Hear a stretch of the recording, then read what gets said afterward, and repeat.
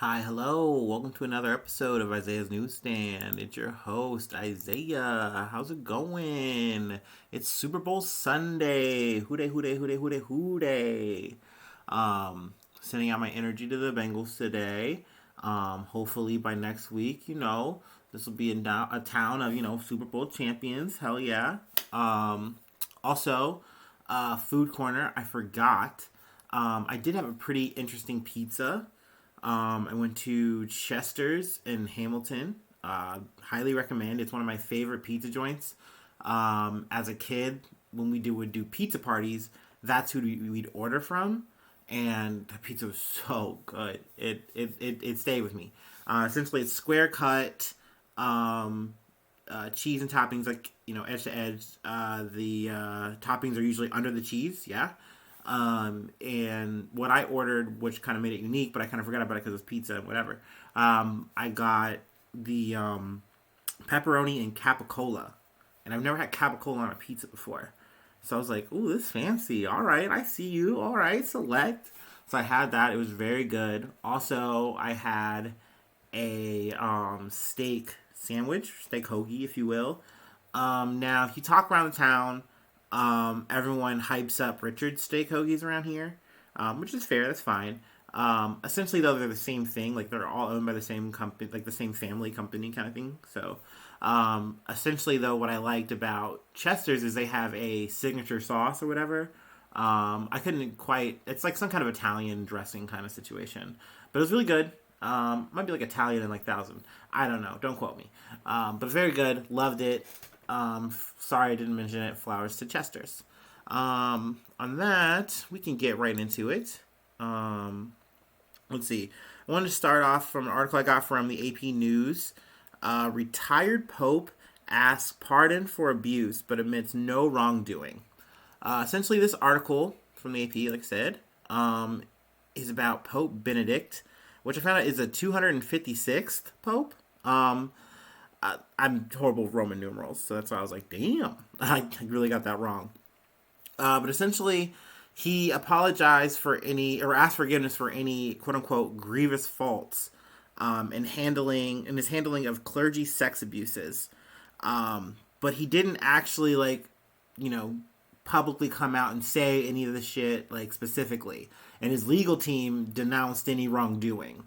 So it's very icky. It's very gross. Essentially, like there's four more or less confirmed cases where there was sexual abuse, and children were molested, yada yada yada, and pretty much Pope Benedict knew about these cases, kind of had like the heads up about it, was in the room, and denied all of it at the time. And then when this German legal law firm came up and said, "Oh no, we found receipts. We know you were there. You were like this is confirmed." And he goes, "Oh," like, and now here we are, and he's saying sorry, but not really sorry. I mean, essentially, the Vatican is more or less, rallied around it. I don't think anything's really going to come of this. It's just kind of one of those things where it's just sad that more and more of these stories are going to keep coming to light, it seems, and not much is ever really going to get done about it. Pope Benedict, he's 94 years old. He's retired, like the article said. Essentially, he's out of the scene, but at the same time, it just sucks to know that this shit was going on and, pretty much from top to bottom, everyone was okay. I mean, granted, he wasn't Pope at that time. Oops, sorry, I hit the mic. Ooh, getting a little too animated about this. But, it's just sad to see that this was more or less okay from the top to the bottom, and people were having to suffer in silence. Um, you know, it's a definitely a goddamn. I'm not sure if it's an article that you might want to get into and dig into. But yeah, don't like really sticking on topics like this. We'll move on quickly, quick. I got this from the Time, but also I wanna bitch a little bit. Once again, fuck Bloomberg. I hate that site sometimes, just because they paywall so hard, and I'm like, man, like I'm not trying to pay y'all money, like, and maybe this is an error because sometimes I be forgetting my codes and stuff from my little logins, But I had an article from them, and I was going to cite them, and then they say no, can't get in there. So anyway, time. They did better anyway. But essentially, this is a story about some fraud, about some bitcoins, and about some hacking. They got the title of this, Inside the Chess Match That Led the Feds to 3.6 million in Stolen Bitcoin. Essentially, this is the largest amount seized in a Bitcoin, fraud, situation. It is, let's see, the amount of 119,754 Bitcoins, which is worth 72 million. But now is worth 4.5 billion.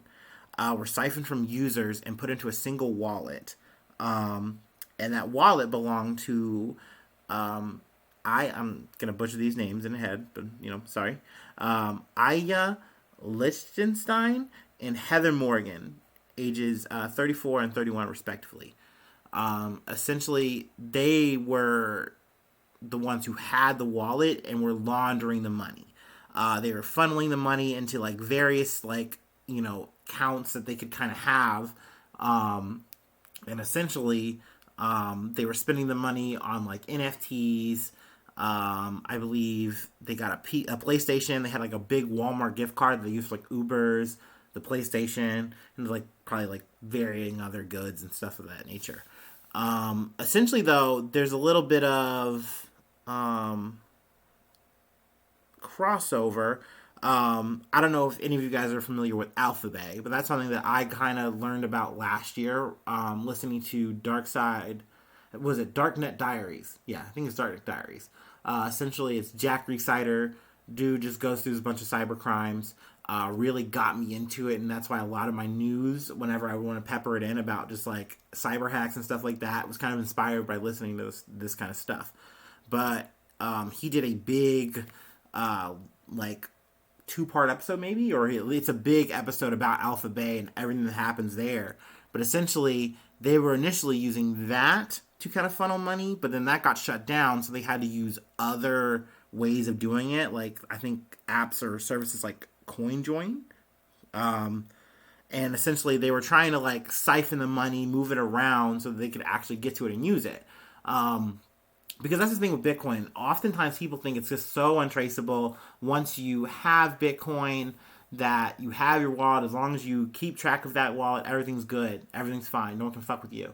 But like, even if you have the VPNs, the means to hide and mask your stuff, anytime you dip out of a wallet and move that money around, it can be tracked. The FBI or the government has means to do it. If enough money is at hand here, they will take the time. And essentially, the way that they were trying to launder their money was found out, and they were caught. So I mean, it's a big deal. Like I said, it's I believe it's the biggest seizure, to date. So that's big news, big deal. So yeah, I just wanted to get that up there and out there. And here we got, for our hit the we got some Olympic news. So, I see the torch. I gotta hit that torch real quick. Oop, oop, oop. There we go.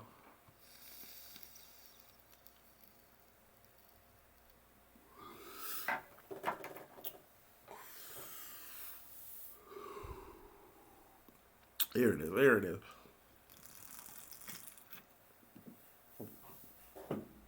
All right. Okay, we're back. I want to start this right off the top. Got it from USA Today. And you know me, my Olympic news is never gonna be like stats and stuff like that. Even though that would be cool, right? I know. In an alternative world, there's an Isaiah that does sports podcasting, and he's on it. Boom, boom, boom, boom. That's all he wants to talk about. But I only want to talk about the juicy shit. So yeah, from USA Today, positive drug test by Russian Kamila Valieva has forced a delay of Olympic team medal ceremony. So essentially, there was a hubbub because, essentially everything was kind of set up, in terms of like winners and losers. Kamila did a, great performance. Everything was, down the pipe and everything, but they didn't resolve the ceremony. So there's like this discrepancy, this issue, and they're pretty much saying like, hey, we might not be able to solve this throughout the durations of the Olympics. Like, and they're like, what's going on? So digging into it, and this is also a little bit of assisted help from the BBC podcast I listened to, the Global News. But she had tested for a heart medication called tremezedine. I'm butchering that. And essentially, it's a heart medication, and it can help improve endurance and blood flow.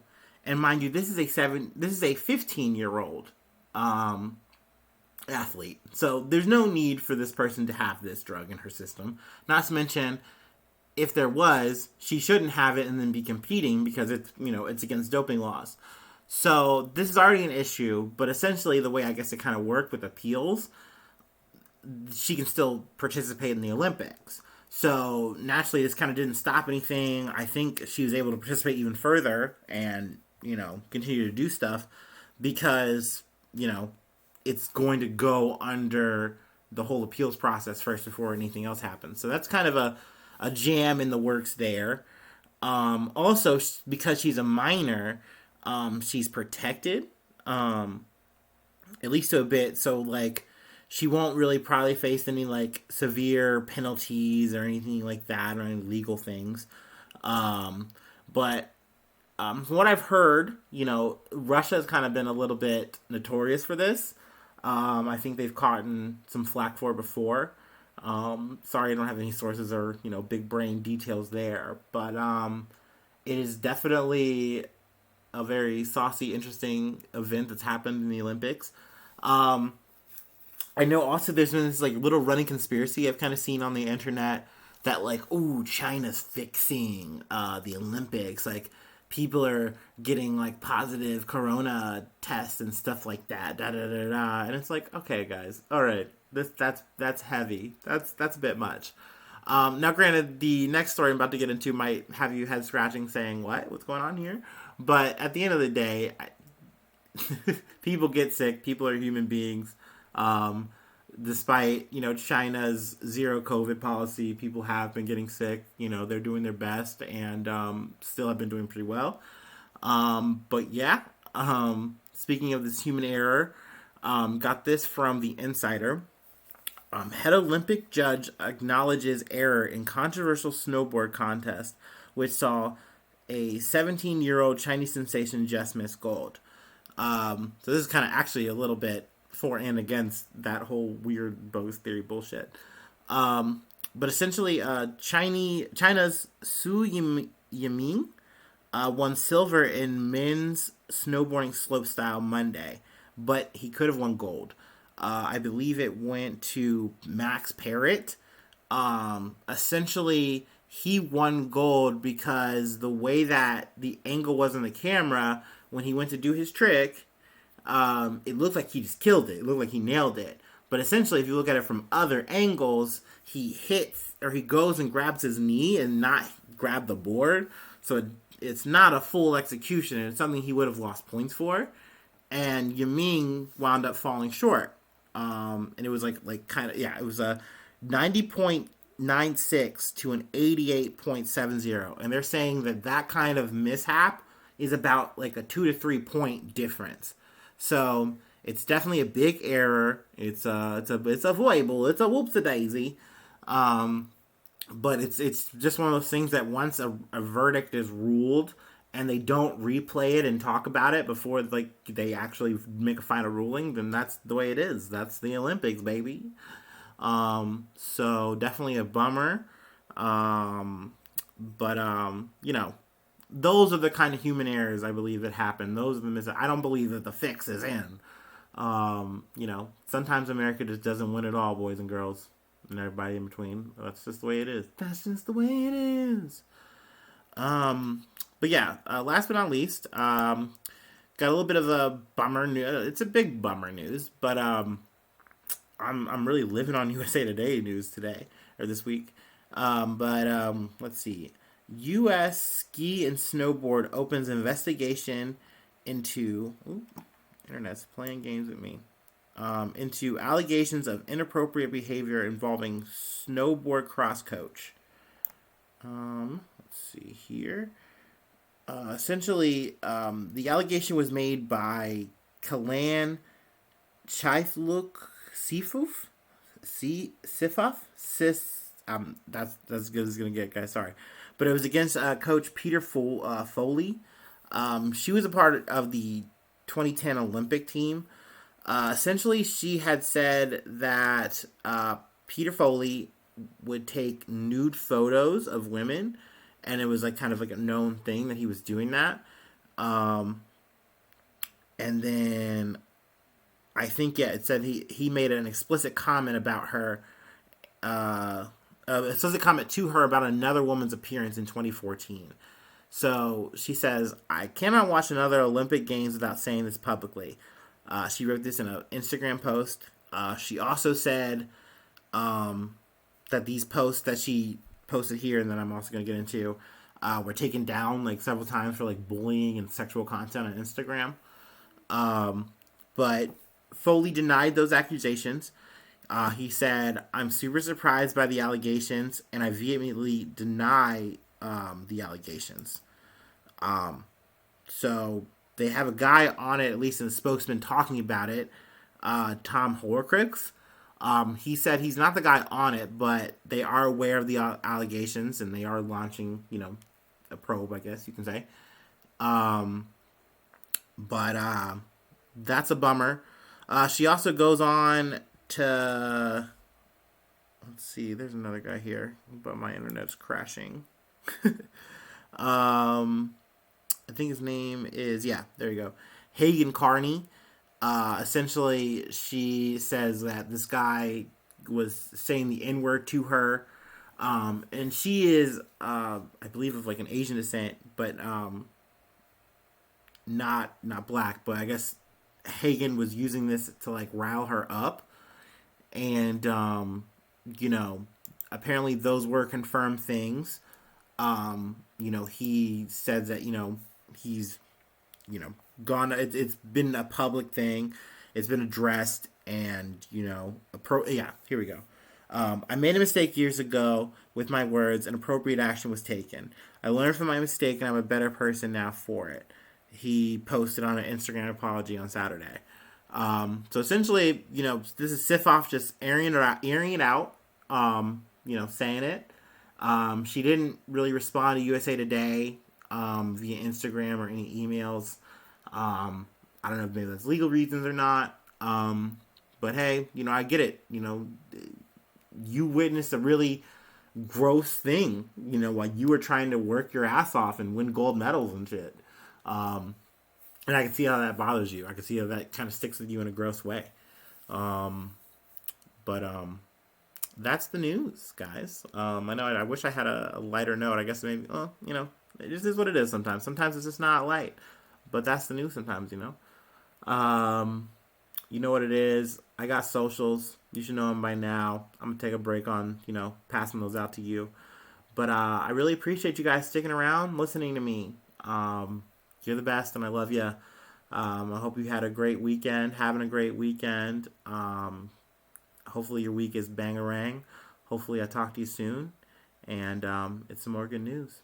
I love you guys, and stay well. Bye-bye. Mwah.